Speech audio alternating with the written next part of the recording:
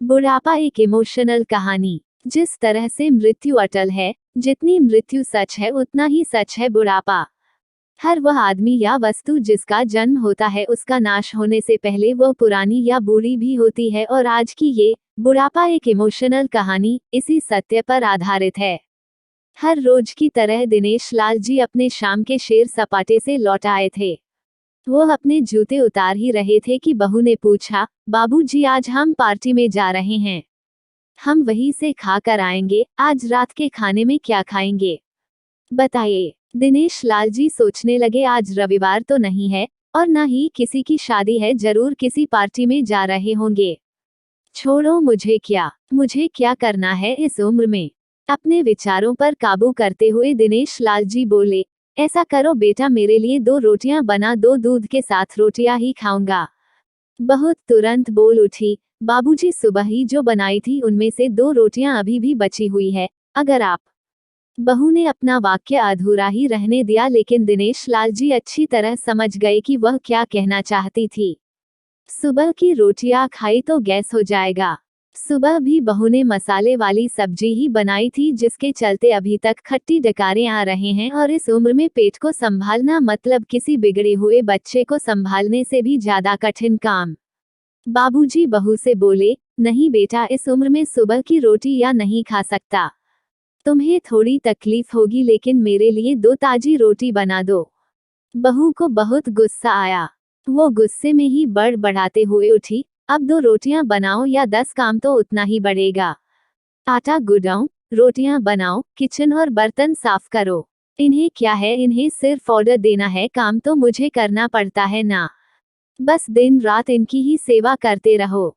बहू के बोल दिनेश लाल के गानों पर पड़ रहे थे। हे भगवान, सिर्फ 2 रोटियां बनाने में इतनी तकलीफ। मैंने कोई 5 पकवान तो मांगे नहीं थे। उन्हें बहुत गुस्सा आ गया, लेकिन गुस्सा वहां किया जाता है जहां कोई सुनने वाला हो। उन्होंने अपना गुस्सा निगल लिया। अब तो उन्हें जितनी जल्दी गुस्सा आता था उससे जल्दी चला भी जाता था। दिनेश लाल जी को अपनी पत्नी की बहुत याद आई। निर्मला के जीते जी उन पर कभी बासी रोटी खाने की नौबत नहीं आई थी, उल्टा खाने में 10 चीजें और मिल जाती थी। खाने के साथ मीठा, पापड़, अचार, दही, छाछ, सलाद और पता नहीं क्या क्या। दिनेश जी को बहुत बुरा लग रहा था। रहने दो बहू, मैं सुबह की रोटी ही खा लूंगा। फिजूल में तुम्हें तकलीफ होगी, और वैसे भी तुम्हारे हाथों की रोटी बहुत मुलायम होती है, मुझे चलेगा। मेरी वजह से तुम लोगों को देर नहीं होनी चाहिए। बहू को तो सोने से पीला मिल गया। वह अपने आवाज मीठी करते हुए बोली, बाबूजी आप चाय लेंगे क्या? दिनेश लाल जी अपने चाय पीने की इच्छा को दबाते हुए बोले, वैसे कोई खास इच्छा नहीं है चाय पीने की, मगर तुम अपने लिए बना रही हो तो मेरे लिए भी थोड़ी बना देना। हाँ बाबूजी, मैं अपने लिए बनाने वाली हूँ, आपके लिए भी बना देती हूँ। बोलकर बहू रसोई घर के अंदर चली गई। दिनेश लाल जी खुद से ही बातें करने लगे, अभी तो लाखों की जायदाद है मेरे पास। ये घर भी मेरे नाम पर है और खाते में भी लाखों रुपए पड़े हैं। कभी बेटा विषय निकालता है तो मैं बोलकर टाल देता हूँ कि मेरे बाद तेरा ही तो है सब कुछ, और फिर भी 1 कप चाय और 2 ताजी रोटियों के लिए तरसना पड़ता हो तो उन बूढ़ों का क्या होता होगा जिनके पास संपत्ति के नाम पर शिवा पुरानी यादों के कुछ भी नहीं होता। निर्मला को याद करके दिनेश लाल की आंखों में आंसू चमकने लगे और धीरे से गालों पर सरके। निर्मला के होते हुए उन्होंने घर का कोई भी काम नहीं किया था। आर्थिक जवाबदारियों के अलावा उनकी और कोई जवाबदारी नहीं थी। उनके व्यापार ने भी उन्हें अच्छा साथ दिया था। वह भी निर्मला से बहुत प्यार करते थे, लेकिन कभी जता या बता नहीं पाए। वो ये सच्चे दिल से मानते थे कि निर्मला उनकी किसी पूर्व जन्मों के पुण्य का फल है। लेकिन जिंदगी की भाग दौड़ में वह निर्मला की मन की इच्छाएं पूरी कर ना सके। उन्हें वैष्णो देवी जाना था, लेकिन हर बार यह यात्रा अगले साल के लिए पोस्टपोन्ड हो जाती। घर बार और संसार की जिम्मेदारियां संभालते संभालते कब उनकी इच्छाएं उन्हीं के साथ चली गई पता ही नहीं चला। दिनेश लाल जी ने देखा उनके पोता और पोती दोनों ही स्कूल से आ गए थे। दोनों ने अपना बस्ता सोफे पर फेंका और दादा जी की तरफ दौड़कर उनके गले लगते हुए कहने लगे, चलिए ना दादाजी, खेलने चलते हैं। यही निस्वार्थ प्रेम के कुछ पल थे जिनमें दिनेश लाल जी भी बच्चों के साथ बच्चे बन जाते थे और सारे अपने दुख और यादें भूल जाते थे। वो कुछ बोल पाते उससे पहले ही बहू ने कहा, चलो छोड़ो दादाजी को, हमें पार्टी में जाना है, जल्दी से आकर तैयार हो जाओ, पापा भी आते ही होंगे। दोनों ही बच्चे दादाजी को छोड़ मम्मी की तरफ भागे। उनकी पोती 7 साल की थी और पोता 5 साल का था। दिनेश लाल जी अपनी सोच में डूबे हुए बालकनी की तरफ गए। बालकनी में धीमी ठंडी पवन में उनका स्वागत किया। बहू उनके लिए चाय बनाकर लेकर आई। बालकनी में रखी अपनी कुर्सी पर बैठकर दिनेश लाल जी घुट घुट करके चाय पी रहे थे। पी क्या रहे थे, निगल रहे थे, क्योंकि चाय के नाम पर सिर्फ कम शक्कर वाला गर्म पानी था, ना इलायची ना अदरक। दिनेश लाल जी मन ही मन सोचने लगे, बहू के जाने के बाद आज खुद अपने हाथों से चाय बनाऊंगा, इलायची अदरक और थोड़ी सी ज्यादा शक्कर डालकर, और उसके साथ रोटियां खा लूंगा, रोटियां खाऊंगा। रोटियों की याद आते ही उनका मुंह फिर खट्टा हो गया। चाय खत्म होने पर खाली कप लेकर वह किचन में रखने गए तो वहां देखा कि बहू और बच्चों का कप धोके पड़ा था। उन्होंने भी अपना कप धोकर रख दिया और अपनी डायरी लेकर बालकनी में आ गए। बालकनी में बैठे बैठे उनकी नजर सूखी हुई तुलसी के पौधे पर गई। उन्होंने एक लोटा पानी लाकर उसमें डाल दिया। कुछ मिनटों बाद ध्यान से देखने पर उन्हें पता चला कि सूखे हुए तुलसी के पौधे में नई कुपले जैसे मुस्का रही हो। टुडे याद आया कि निर्मला हर सुबह तुलसी को पानी और शाम को दिया दिखाती थी। अब तो शाम को ना तुलसी को ना ही भगवान के मंदिर में दिया जलता है। पता नहीं कितने संस्कार, इतनी अच्छी आदतें निर्मला अपने साथ ले गई थी। दिनेश लाल आसमान की तरफ देखकर बोले, शकुंतला, मुझे और इस घर को अभी तुम्हारी जरूरत थी। तुम क्यों हमें छोड़कर चली गई? तुमने मुझे धोखा दिया।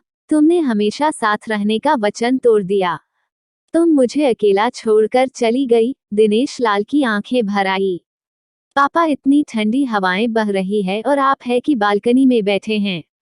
अंदर आ जाएं, नहीं तो बीमार हो जाएंगे। बेटे ने दिनेश लाल जी से कहा। बेटा, बहू और पोता पोती सब तैयार होकर पार्टी के लिए निकल रहे थे। किसी ने झूठ मूठ ही मन रखने के लिए भी उनसे नहीं पूछा कि साथ चलिए। बाबा, आप खाना खाकर जल्दी सो जाइएगा, हमें आने में जरा देर हो जाएगी। ज्यादा देर तक जागना आपकी सेहत के लिए अच्छा नहीं है। हमारे पास घर की दूसरी चाबी है। हमारी चिंता मत कीजिए। बेटे, नहीं जाते हुए कहाँ? ऐसे बोल रहे हैं जैसे मेरी सेहत की बहुत फिक्र है। कितने दिनों से बोल रहा हूँ, डॉक्टर के पास ले चलो। बीपी बढ़ा हुआ है, शुगर भी चेक करवाना है। थोड़ा सा भी चलता हूँ तो हौंफने लगता हूँ। बेटा कहता है कि बुढ़ापे में ये सब तो होता ही है, ज्यादा भ्रम मत पालिए।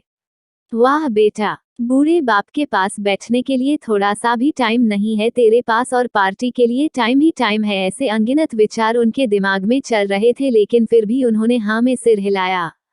सभी पार्टी में चले गए। दिनेश लाल जी हॉल में रखे कुर्सी पर आकर बैठे। खाना खाने की अभी कोई इच्छा थी नहीं, इसलिए टीवी चालू की। आज वैलेंटाइन डे था, प्यार का दिन, इसलिए टीवी पर भी उसी के बारे में दिखा रहे थे। दिनेश लाल जी की नजर पास में रखे अपनी पत्नी की फ्रेम पर गई, जिसने लाल कलर की साड़ी पहन रखी थी।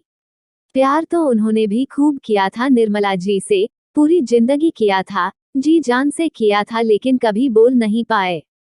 टीवी पर दिखा रहे थे, लोगों ने लाल कपड़े पहन रखे थे। हाथों में लाल फूलों के गुच्छे लेकर वह ग्रीटिंग कार्ड्स की खरीदी कर रहे थे। पता नहीं दिनेश लाल जी के मन में क्या आया, उन्होंने अपने पैसों का बटवा लिया और निकल पड़े। निर्मला जी के याद में चलते चलते वो एक आइसक्रीम पार्लर के पास पहुंचे।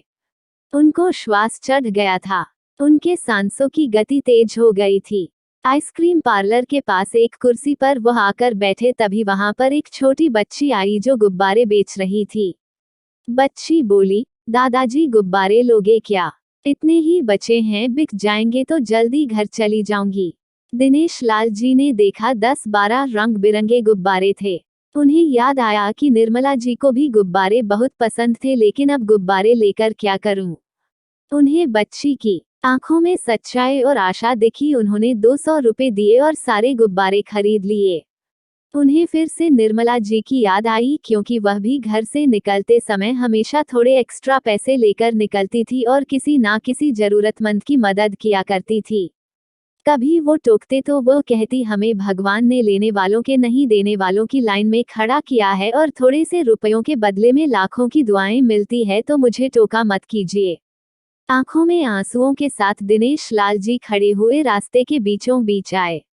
उन्होंने आसमान की तरफ देखा, अपने हाथों में पकड़े गुब्बारे आसमान में छोड़ दिए और चिल्लाकर बोले, निर्मला, मैं तुमसे प्यार करता हूँ। उनके सांसों गति बढ़ गई, उनका शरीर लड़खड़ाया और जमीन पर धड़ से गिर पड़े। आसपास के लोगों को कुछ भी पता चल पाए उससे पहले ही दिनेश लाल जी ने इस मोह माया की दुनिया को अलविदा कह दिया। उन्हें अपनी पत्नी से मिलने की बहुत जल्दी थी। यदि ये कहानी आपको पसंद आई हो तो अपने दोस्तों और अन्य लोगों के साथ शेयर जरूर करिएगा।